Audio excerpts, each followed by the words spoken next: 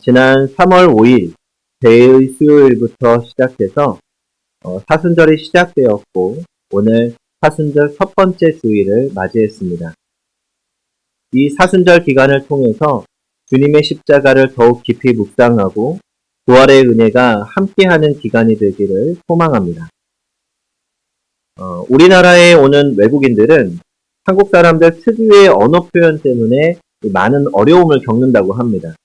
예를 들어서 집에 들어가려고 하는데 안쪽에서 이렇게 말하는 거죠. 문 닫고 들어오세요. 그러면 외국인들은 당황합니다.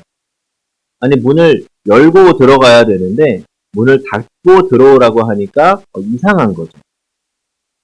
우리 한국 사람들은 이렇게 재미있고 특이한 언어 표현을 많이 가지고 있습니다.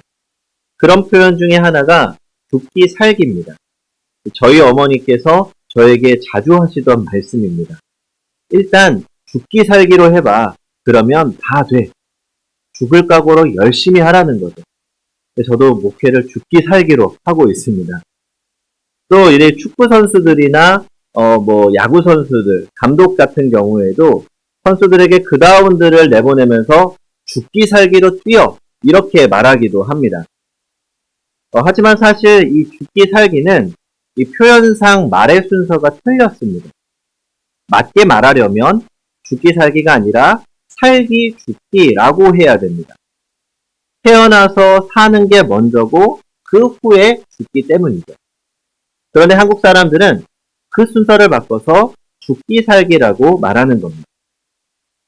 그런데 가만히 생각해보면 이게 더 성경적입니다. 성경은 먼저 죽어야 한다고 가르칩니다. 죽어야 산다. 먼저 죽어라. 그러면 산다. 이게 성경의 가르침입니다. 오늘 본문에서 예수님은 바로 이 죽기 살기의 비밀을 가르쳐 주십니다. 헬라 사람들 중 하나님을 믿는 사람들이 성전에 예배하러 왔다가 예수님의 명성을 듣게 됩니다. 그들은 예수님이 도대체 어떤 분이시기에 그렇게 놀라운 말씀을 하시고 또 기적을 베푸시는지 궁금했습니다. 그래서 예수님의 제자였던 빌립을 찾아가서 우리가 예수님을 좀 만나고 싶다 요청합니다. 빌립은 이 일을 안드레에게 전했고 안드레는 예수님께 이 소식을 알렸습니다. 자, 그러면 이때 제자들의 마음이 어땠을까요? 그들은 지금 기대감에 부풀어 있었을 겁니다. 오늘 본문에 좀 앞서서 12절과 13절을 보면 예수님께서 예루살렘 성에 입성하시는 장면이 기록되어 있습니다. 우리 한번 12절과 13절을 같이 읽어보겠습니다. 시작! 그 이튿날에는 명절에 온 큰 무리가 예수께서 예루살렘으로 오신다는 것을 듣고 종려나무 가지를 가지고 맞으러 나가 외치되 호산나 찬송하리로다 주의 이름으로 오시느니 곧 이스라엘의 왕이시여 하더라. 예수님께서 나귀를 타고 성문으로 들어가시는데 엄청나게 많은 사람들이 나와서 예수님을 열렬히 환영합니다. 그것도 보통 환영한 게 아니죠. 주의 이름으로 오시느니 곧 이스라엘의 왕이시여 하면서 아주 큰 소리로 외치며 환영했습니다. 그동안 이 제자들은 직업도 가족도 뒤로 하고 오직 예수님 한 분만을 보면서 따라왔습니다. 그동안 정말 많은 고생이 있었습니다. 예수님이 가시는 곳이라면 언제든 어디든지 따라다녔지만 노숙도 해야 했고 사람들로부터 미움도 받아야 했습니다. 아주 고단한 여정이었죠. 그런데 이제 그 고생이 끝날 때가 온 것처럼 보였습니다. 예수님을 이스라엘의 왕으로 영접하는 군중을 보면서 흥분했습니다. 게다가 유대인들만 그렇게 열광한 게 아니었죠. 오늘 말씀처럼 외국에서 온 헬라 사람들까지도 예수님을 보고 싶어 하니까 얼마나 대단합니까? 이제 곧 예수님께서 왕이 되시고 제자들 자신은 곧 한 자리씩 차지하게 될 거라고 생각합니다. 그리고 안드레의 말을 들은 예수님께서 뭐라고 하십니까? 오늘 23절을 같이 보겠습니다. 시작! 예수께서 대답하여 이르시되 인자가 영광을 얻을 때가 왔도다. 예수님께서 이제 내가 곧 영광을 얻을 때가 왔다. 이렇게 선포하십니다. 이 말을 들은 제자들은 더 큰 기대감에 차올랐을 겁니다. 야, 드디어 예수님도 이제 때가 다 되어가는 것을 아셨구나. 많은 군중들이 예수님을 왕으로 영접하는데 이제는 더 이상 우리를 거리낄 게 없다. 조만간 억압하는 로마 군대와 악한 세력들을 물리치고 예루살렘을 접수하고 예수님이 왕이 되셔서 영광스러운 왕좌에 앉으실 거야. 이렇게 생각했을 겁니다.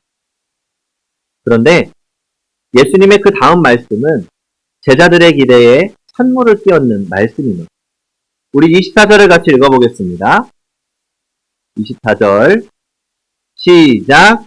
내가 진실로 진실로 너희에게 이르노니 한 알의 밀이 땅에 떨어져 죽지 아니하면 한 알 그대로 있고 죽으면 많은 열매를 맺느니라. 아멘. 성도 여러분, 이제 내가 영광을 얻을 때가 왔다 라고 말씀하신 주님께서 자, 이제 우리도 군대를 모으자. 오늘 나를 열광적으로 환영한 사람들을 모아서 훈련시키자. 곧 승리할 거야. 만약에 이런 식으로 말씀하셨다면 그게 앞뒤가 맞는 이야기죠. 그런데 예수님은 갑자기 한 알의 밀이 땅에 떨어져 죽는 이야기를 하고 계십니다. 그러면 영광을 얻는 것과 죽는 것은 무슨 관계입니까? 바로 이 부분이 오늘 말씀의 핵심입니다. 예수님도 영광을 얻을 때가 왔다는 것은 인정하셨습니다. 그런데 문제는 영광을 얻는 방법입니다. 그 방법에서 예수님과 제자들은 달랐습니다. 제자들은 바로 예수님이 왕이 되셔서 영광을 얻어야 한다고 생각합니다. 그러나 예수님은 영광의 자리에 앉기 전에 한 가지 관문을 통과해야 되는데 그 통과해야 되는 한 가지가 무엇입니까? 그것은 다름이 아니라 죽음이었습니다. 한 알의 밀이 땅에 떨어져 죽어야 많은 열매를 맺는다는 것이죠. 많은 열매를 원하느냐? 그러면 먼저 죽어라. 영광을 원하느냐? 먼저 죽어라. 살기를 원하느냐? 먼저 죽어라. 이게 예수님의 가르침이었습니다. 예수님은 이 놀라운 비밀을 직접 실천하셨습니다. 예수님은 우리의 모든 죄를 짊어지시고 십자가에 달려 돌아가십니다. 그러나 그 후에 영광스럽게 부활하셨고 하늘로 승천하셔서 영광스러운 보좌에 앉으셨습니다. 죽음이 먼저요. 생명의 부활과 영광은 그 다음이었습니다. 먼저 죽고 나중에 영광스럽게 사셨습니다. 그런데 오늘의 우리의 문제는 죽지 않으려고 한다는 것입니다. 사람들은 어떻게 사느냐에 관심이 많습니다.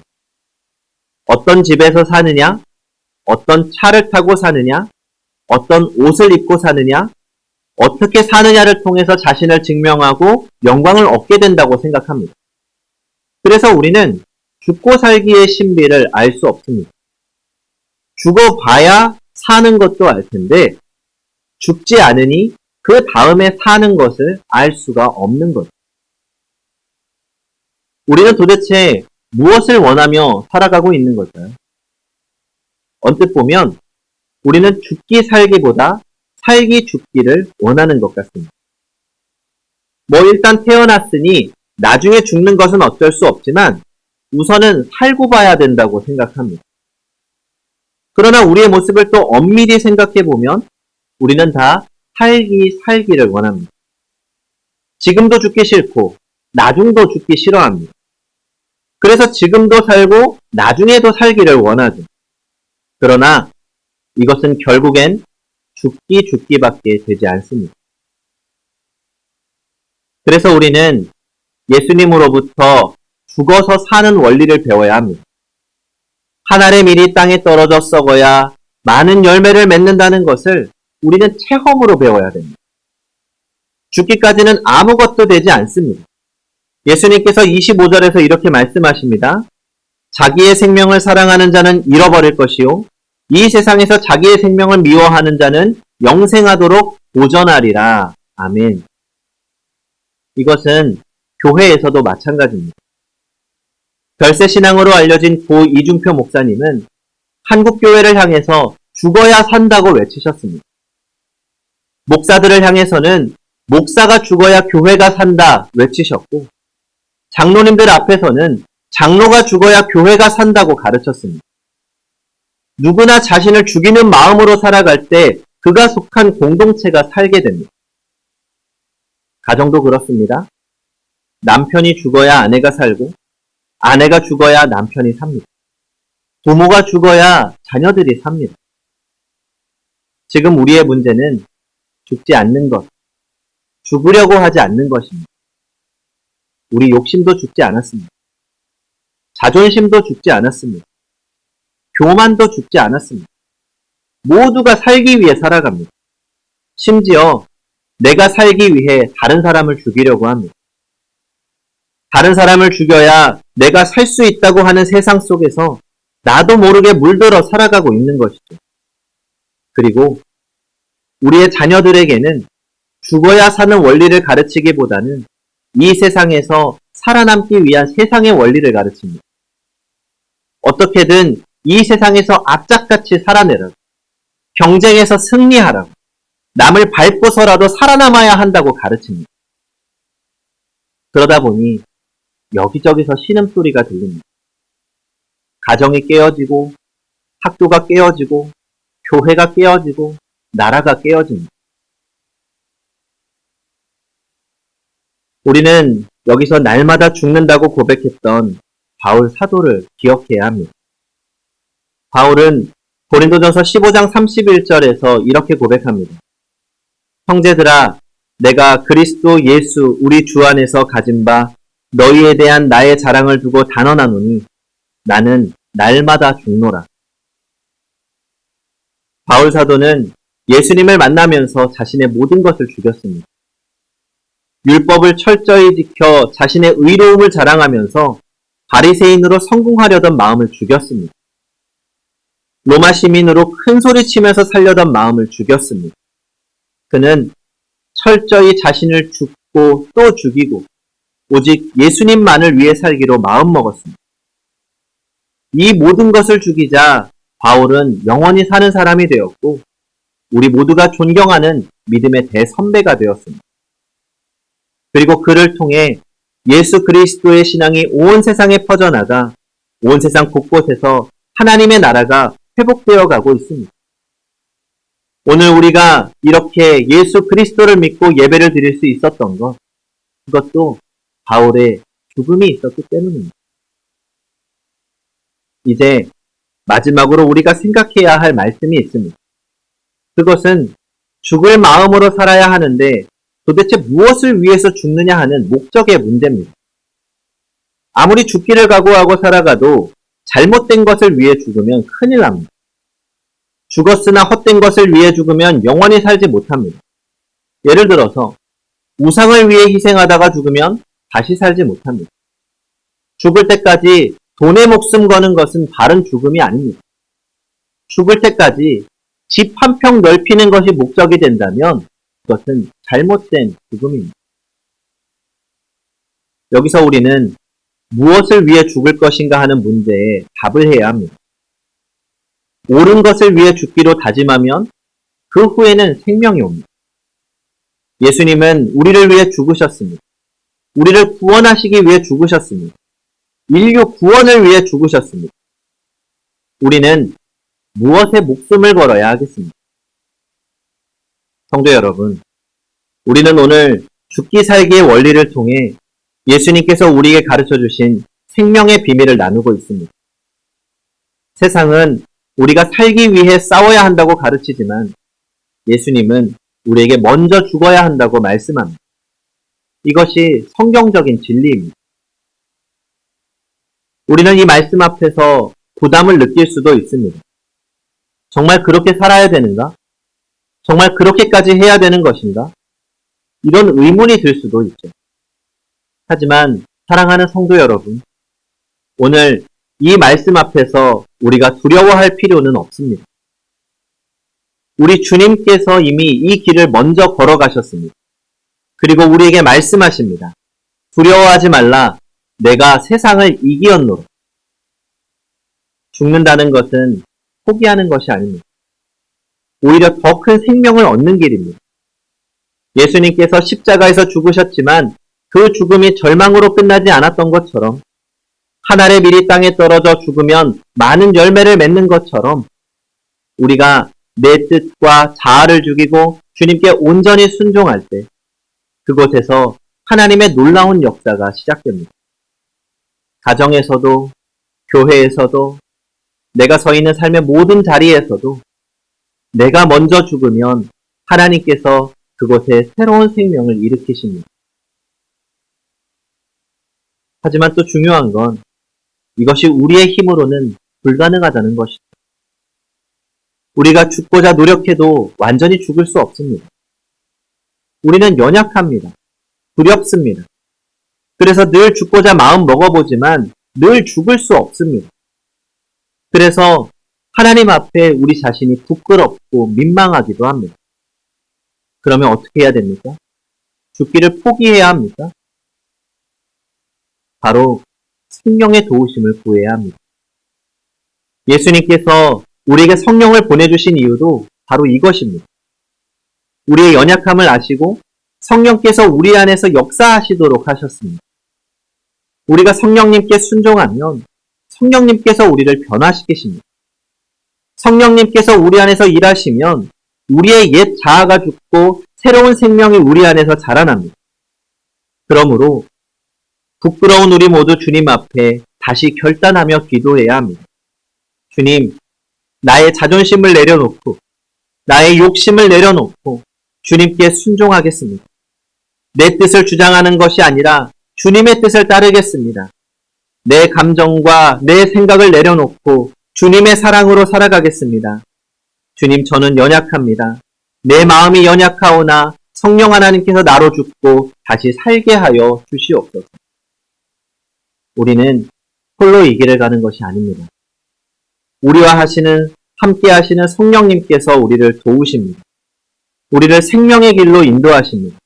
그러므로 결코 낙심하지 말고 소망을 가지십시오. 오늘 우리가 하나님 앞에 죽기를 결단할 때 그곳에서 생명의 하나님이 역사하시고 새로운 기쁨과 평안이 흘러나올 것입니다. 그러므로 선한 일을 위해 죽으십시오. 복음을 위해 죽으십시오. 교회를 위해 죽으십시오. 예수님을 위해 죽으십시오. 죽을 각오로 살아보시기 바랍니다. 죽으면 삽니다. 잘 죽으면 잘 삽니다. 영원히 살게 될 것입니다. 이 비밀을 우리 모두가 삶 속에서 배우고 경험하기를 소망합니다.